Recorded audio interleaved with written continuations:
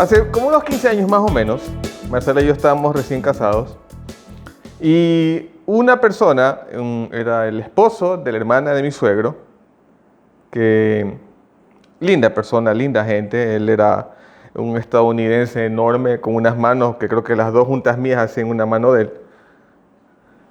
Y con un gran corazón. La verdad es que sí, el tiempo que estuvo, bueno, él ya no está con nosotros hace varios años, pero el tiempo en el que vivió, la verdad es que era una persona con quien uno podía disfrutar mucho, ¿no? La verdad es que yo lo recuerdo con mucho cariño. En un momento estábamos en la casa de él. Él nos estaba regalando algunas cosas para la casa. Bueno, estábamos recién casados. Entonces uno como estaba recién casado, estaba con muchas expectativas del futuro, de lo que va a hacer y todo, ¿no?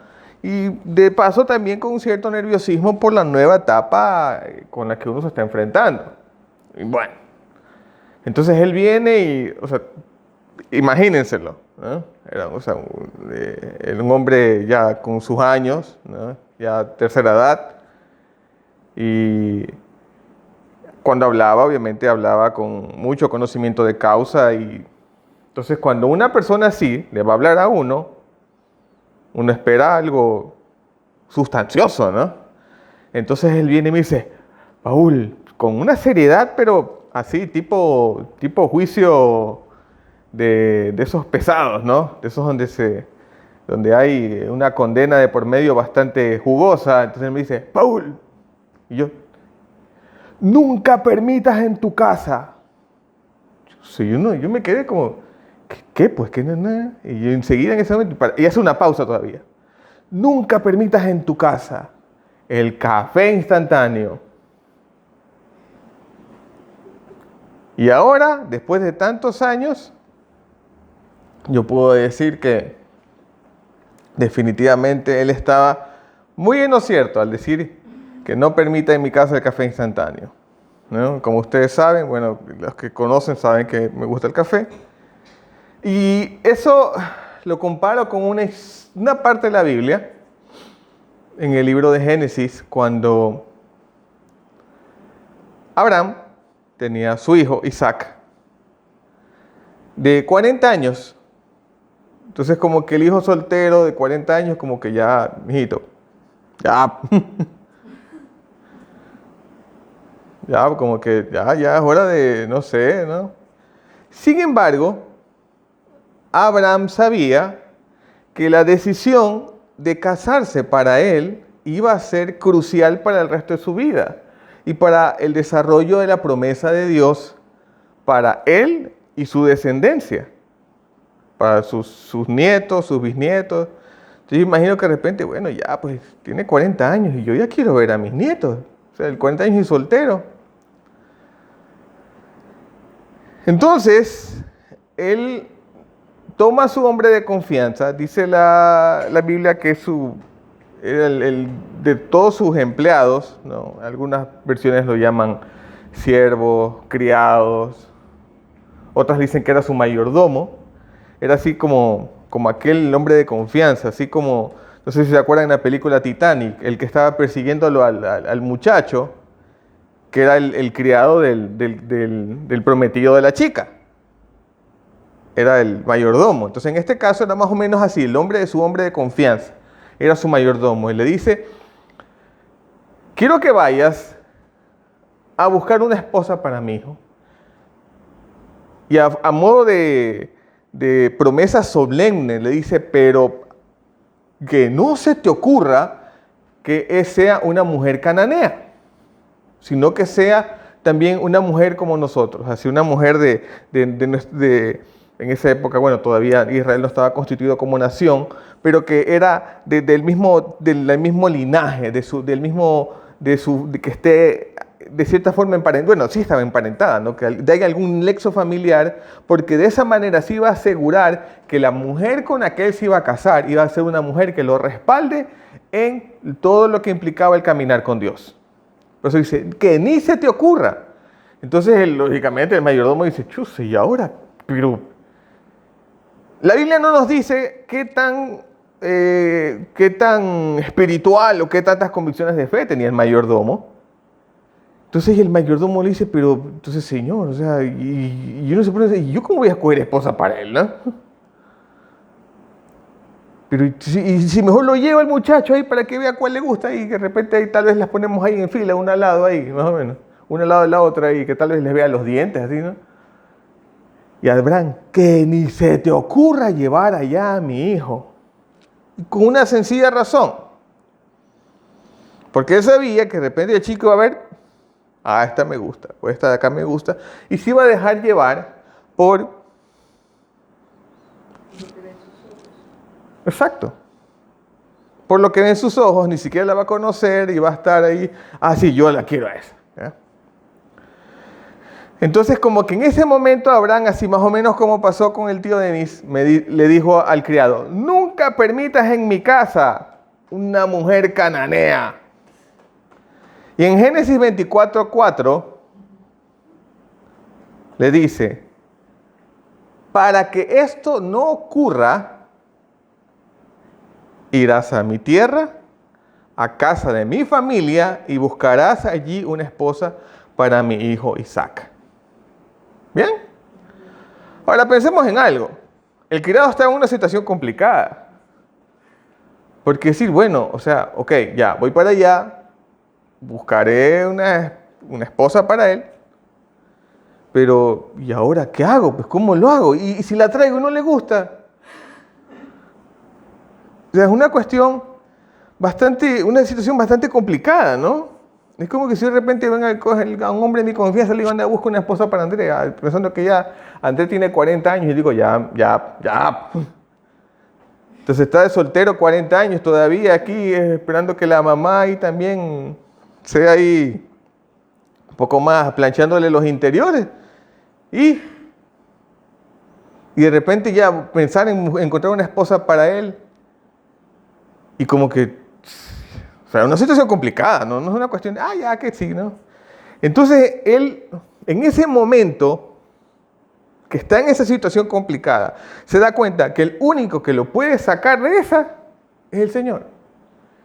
Y a veces sucede que estamos en una situación tan complicada que Dios es nuestro último recurso y cuando acudimos a Él nos damos cuenta que era todo lo que necesitábamos. Que en lugar de haber sido nuestro último recurso, tuvo que haber sido nuestra primera opción. Entonces él dice que él se acercó a un pozo y empieza a orar. Y como dice más adelante en el versículo 14, mi petición es la siguiente, porque estaba en el pozo, ¿no? Y obviamente las chicas se acercaban al pozo para tomar agua, ¿no? En esa época no es que había tubería ni nada de esas cosas. Dice, mi petición es la siguiente. Yo le diré a una de ellas, por favor, deme de beber de su cántaro.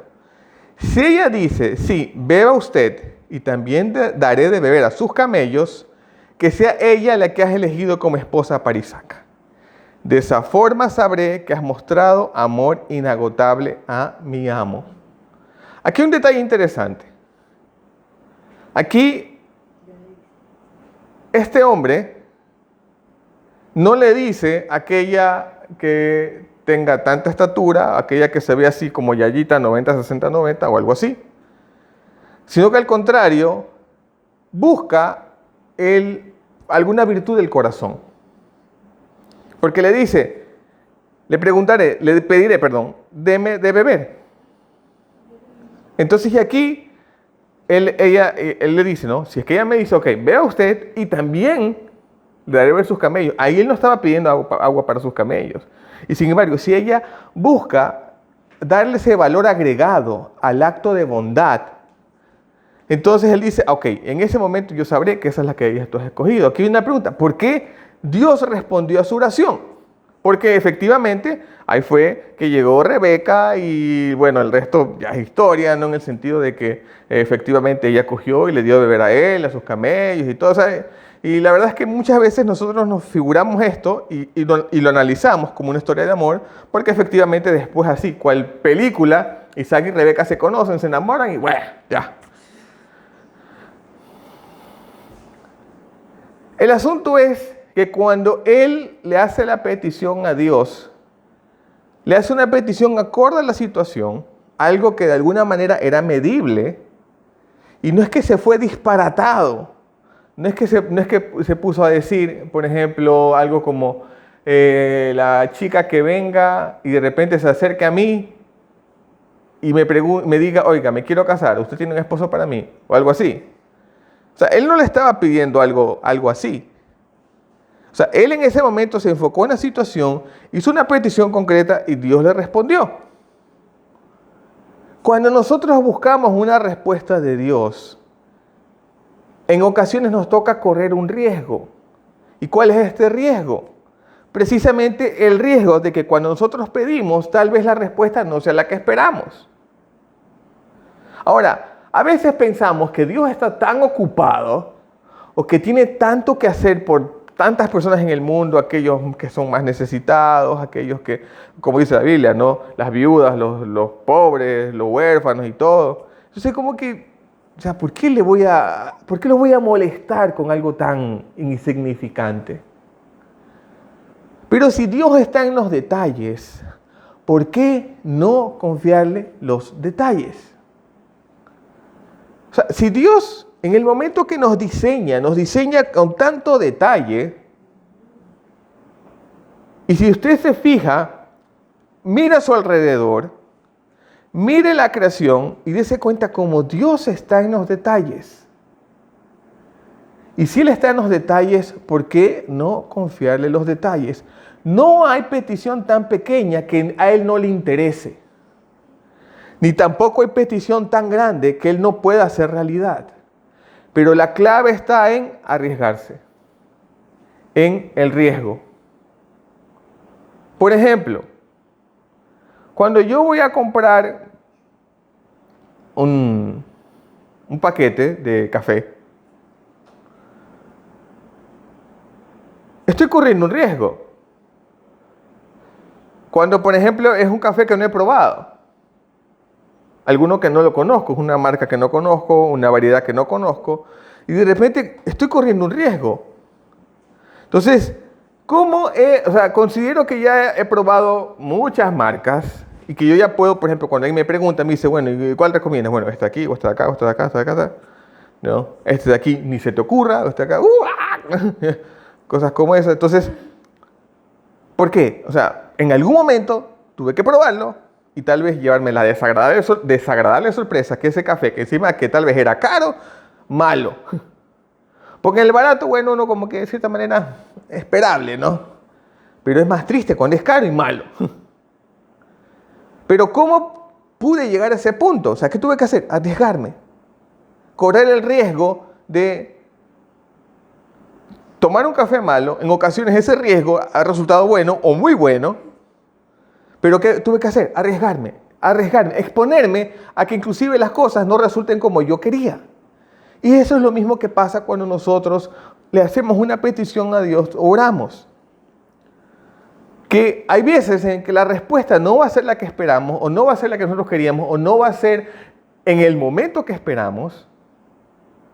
Pero lo interesante de todo esto es que Dios siempre está atento a todo lo que le tengamos que decir. Es increíble. Una vez que nosotros nos empezamos a conocerlo más, nos damos cuenta de que Él está más interesado en los detalles de nuestra vida, incluso que nosotros mismos. Porque hay cosas que de repente nos olvidamos, pero Él las tiene muy presentes. Dice 1 Pedro 3:12, los ojos del Señor están sobre los que hacen lo bueno, y sus oídos están abiertos a sus oraciones, pero el Señor aparta su rostro de los que hacen lo malo. Hacer lo malo obviamente nos aleja del corazón de Dios. La Biblia dice que inclusive cuando somos pecadores, por así llamarlo, nos considera sus enemigos. Pero no es porque Él en ese momento, como que poco más, sabes que tú eres mi enemigo, aléjate de mí, no. La intención de Dios es, hey, aquí estoy, regresa a mí. Porque somos nosotros los que nos enemistamos con Él. Él no se enemista con nosotros. Él está dispuesto a recibirnos una vez más. Una y otra vez. Entonces, ahora el asunto es que, pero ¿y por qué dice aquí, no? Porque el Señor aparta su rostro de los que hacen lo malo. Es simple, porque si hago lo malo, si peco, deliberadamente desobedezco, me hago daño a mí mismo, hago daño a los que están a mi alrededor, y obviamente mi corazón se va a desenfocar. Entonces, es lógico que si en ese momento yo le hago una petición a Él,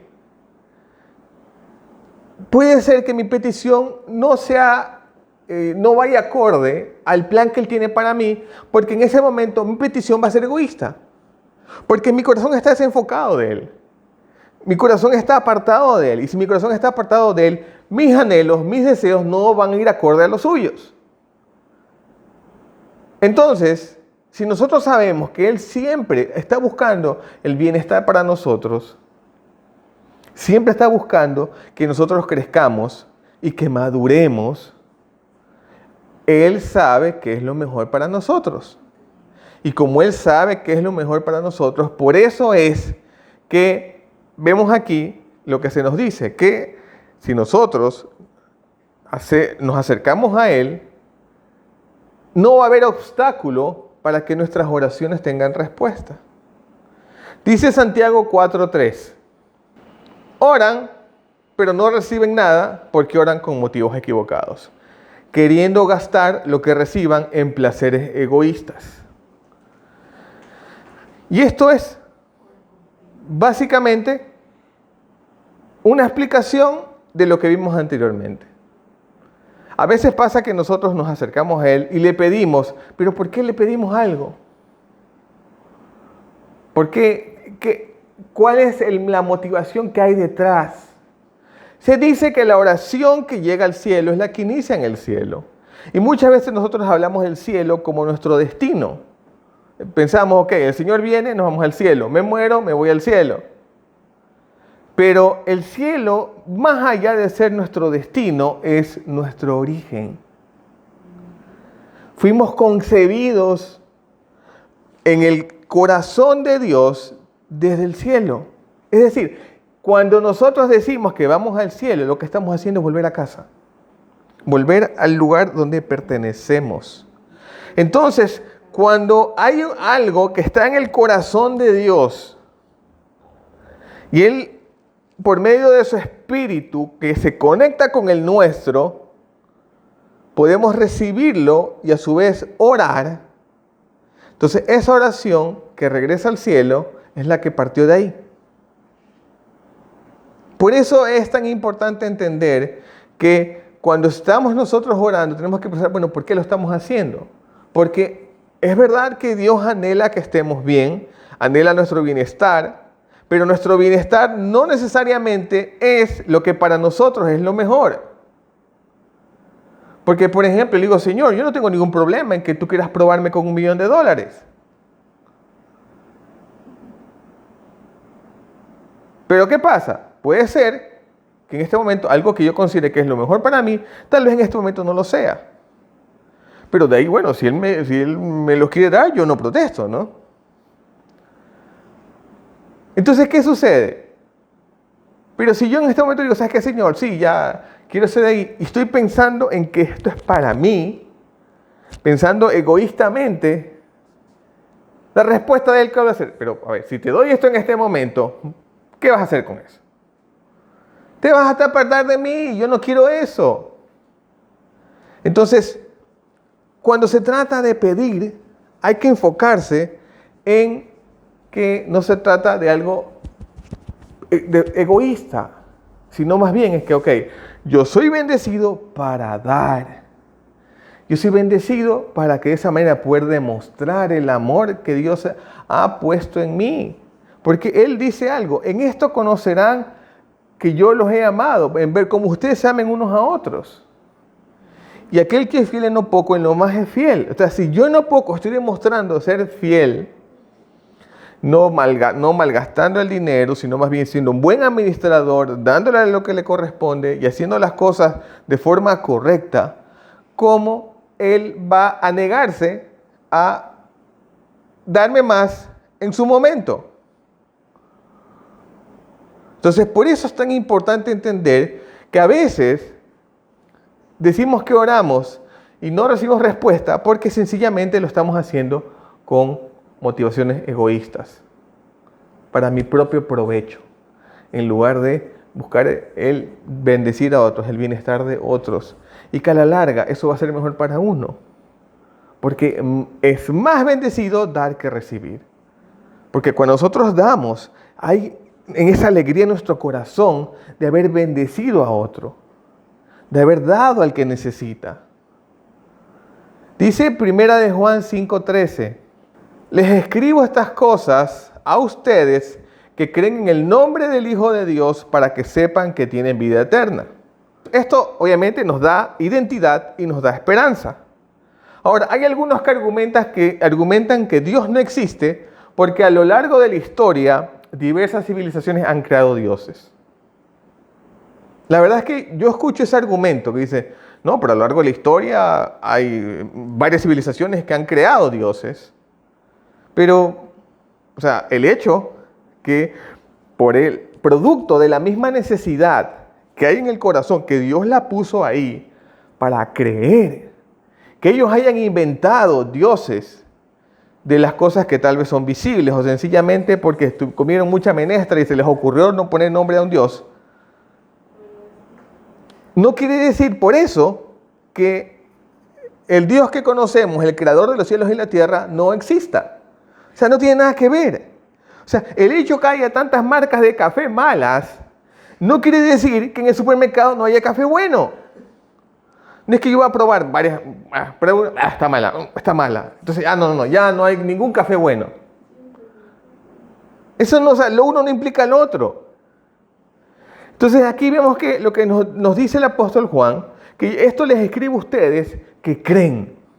Primero dice, tienen vida eterna, toda esa esperanza de que, como dijimos hace un momento, el cielo no es solo mi destino, sino también es mi origen. Y el momento que ya, de encontrarnos con Él, en ese momento regreso a casa. Regreso de donde pertenezco. Regreso al lugar desde donde mi vida fue concebida. ¿Ya?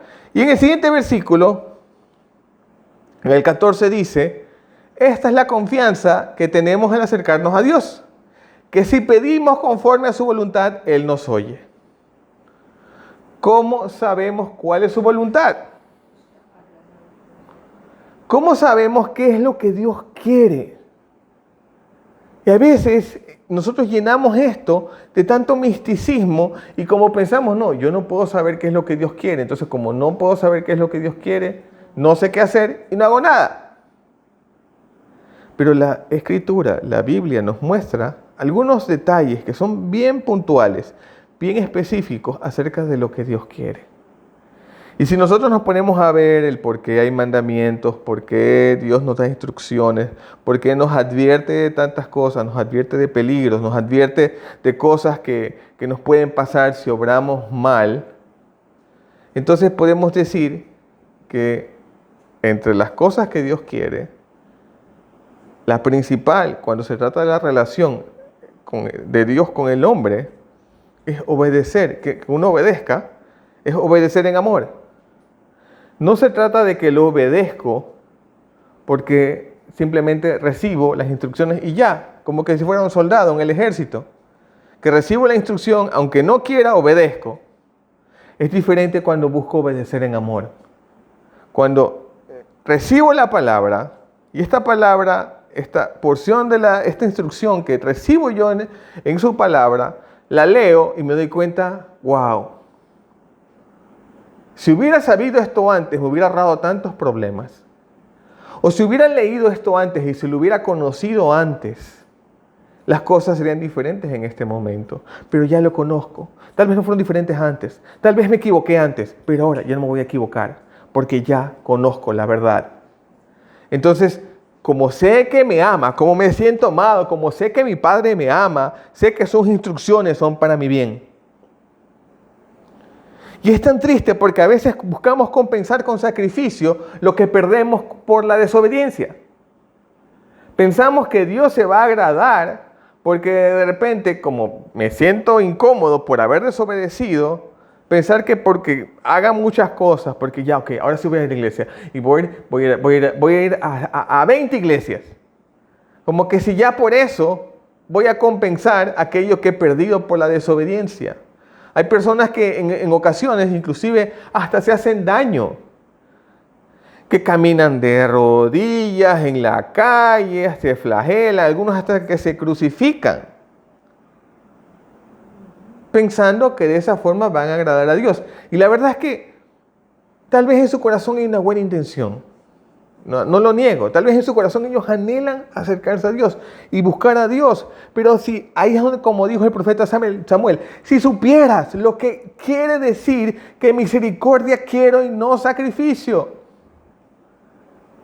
Por eso es que, como leímos aquí, es la confianza que tenemos al acercarnos a Dios. No es que yo me acerco por lo mucho que yo haga, sino que me acerco a Dios y como busco estar cerca de Él, como estoy cerca de Él, precisamente es que yo hago las cosas obedeciendo en amor. Porque de esa manera me acerco a Él. Y sabemos, dice más adelante en el versículo 15, y si sabemos que Dios oye en todas nuestras oraciones, podemos estar seguros de que ya tenemos lo que le hemos pedido. Cuando ya ven en usted una actitud diferente, una actitud de que yo me siento amado y yo me arriesgo, si alguien está enfermo, ok, le pido al Señor que lo sane. Y si no lo sane, ¿sabes qué? Lo más importante es que Dios te ama. Primero es sentirse amado y después el resto viene solo, el resto viene por añadidura. Es decir, no importa, lo intenta una, otra y otra vez. Y en algún momento va a ser posible que usted reciba la respuesta que espera. Porque no se ha cansado de buscar, no se ha cansado de buscar a Dios con ese corazón desesperado, reconociendo, ¿sabes qué, Señor? Yo no voy a esperar que tú seas tú mi último recurso, sino que seas tú mi primer recurso, al primero al que debo acudir. A que si tengo que tomar una decisión, que no sé qué decisión tomar, acudir a ti, Señor, porque eres tú el que me va a dar la paz para que pueda tomar la decisión con la cabeza fría. Para que pueda tomar una decisión enfocado. Si no sé qué hacer, lo mejor que debo hacer es primero preguntarle a aquel que lo sabe todo. Si yo no lo sé, Él sí lo sabe.